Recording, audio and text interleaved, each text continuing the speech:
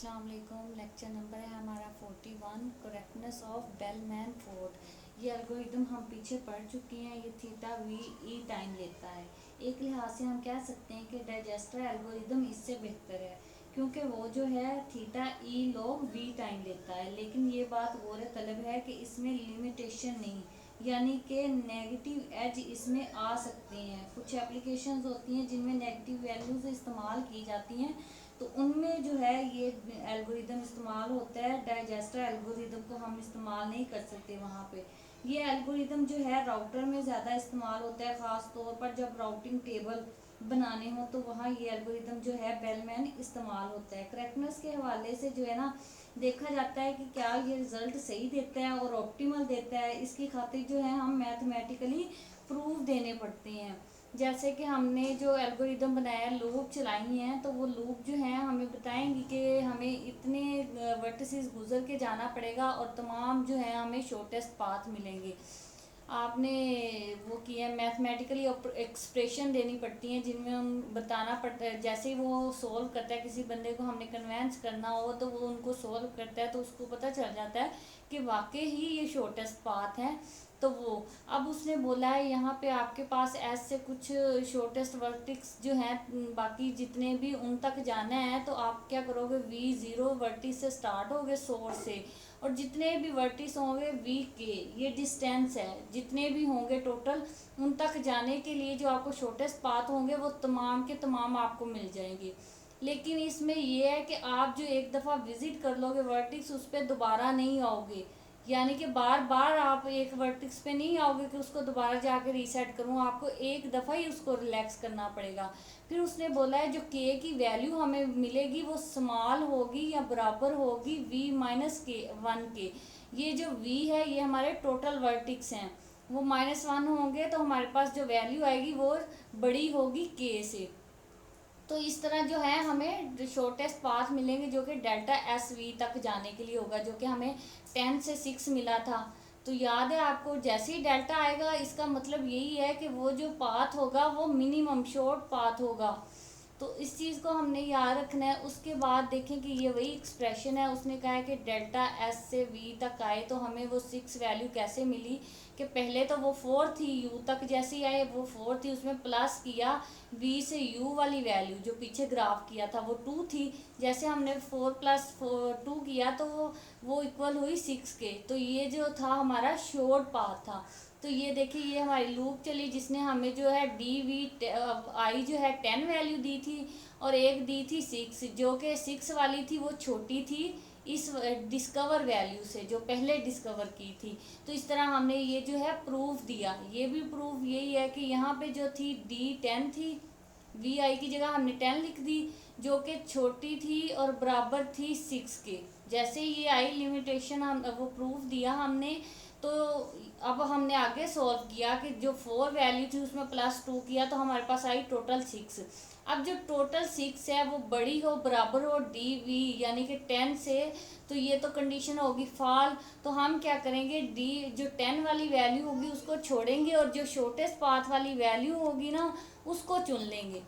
तो वो जो है हमारी होगी 6। जैसे कि यहाँ पे लिखा है कि ये 10 is never less than delta S VI, ये जो है यहाँ पे 6 आ जाएगा। तो नेवर लेस देन 6 से है तो ये ट्रू है, तो हम क्या करेंगे वो 6 वाली वैल्यू ऐड कर देंगे। इस तरह जो है हमारी इंडक्शन जो होगी प्रूफ की वो तमाम प्रूव हो चुकी होगी कि तमाम वर्टिसेस जो हैं वो रिलैक्स हो चुके हैं।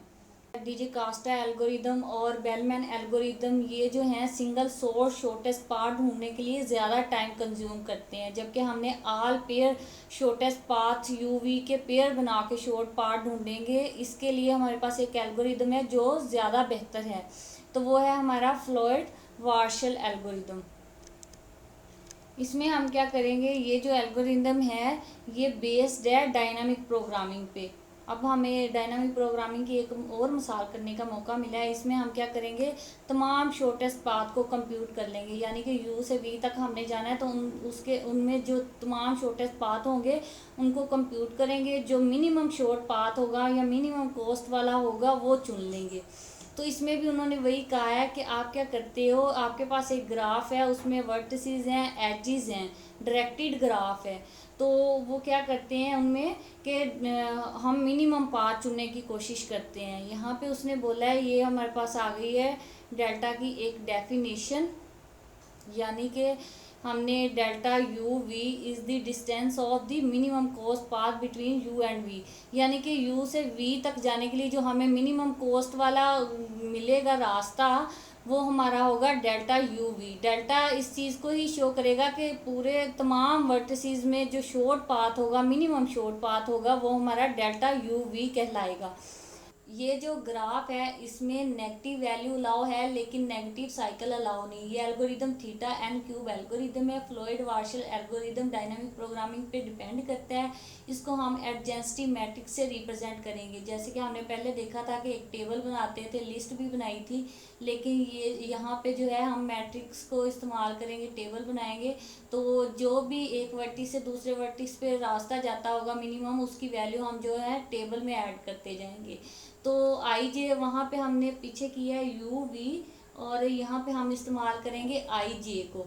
तो यहाँ पे उन्होंने बोला है कि आपके पास जो है डब्ल्यू आई जे है, यानी कि सोर्स वर्टिक्स है, आपने उसको सेट कर दिया 0, आई इज इक्वल टू जे, यानी कि आप अभी तक कहीं नहीं गए, आप सोर्स पे ही हो, कोई आपके पास रास्ता नहीं है इनके दरमियान आई जे का। तो आप क्या करोगे, 0 सेट कर दोगे। फिर वो कहता है कि W I J if I not equal to J I J among the edges, अगर तो आई जे मुख्तलिफ हैं, मुख्तलिफ वर्टिसेस हैं, दोनों पे जाने के लिए कोई रास्ता हमें मिलता है, एज मिलता है, तो हम क्या करते हैं, वैल्यू सेट कर देते हैं।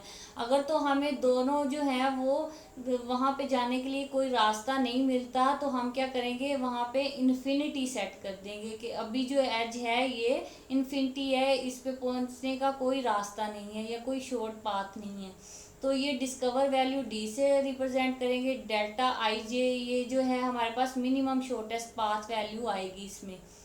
उसके बाद हमारे पास एक ग्राफ है, उसको भी देखेंगे। यहाँ पे उन्होंने बोला है कि ये जो एल्गोरिदम है ये अब नहीं बताया गया, ये बहुत पहले बताया गया है, डायनामिक प्रोग्रामिंग पे बेस्ड है। डायनामिक प्रोग्रामिंग की तरह इसमें रिकर्सिवली फार्मूलेशन इस्तेमाल होती है। इंटरमीडिएट वर्टिसेस यानी कि तमाम वर्टिसेस V1 से VL तक जितने भी होंगे उन तमाम को हम रिलैक्स कर देंगे उनकी मिनिमम पाथ वैल्यू से। तो वो जो होगी इंटरमीडिएट वर्टिसेस वैल्यू होंगे, पाथ होंगे हमारे पास।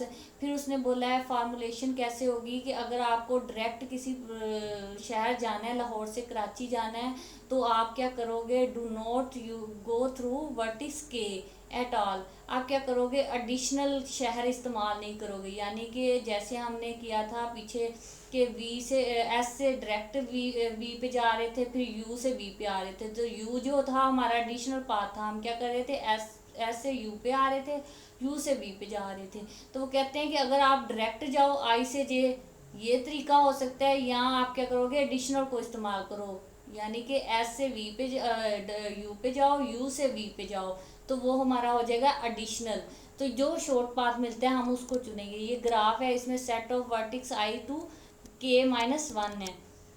इसमें क्या करते हैं, आई से जे तक मुझे डायरेक्ट जाना है, तो मैं इस फार्मूलेशन से जो मुझे डिस्कवर पाथ वैल्यू मिलेगी, वेट मिलेगा, वो इसमें ऐड होगा, तो मुझे पता चलेगा कितने हैं।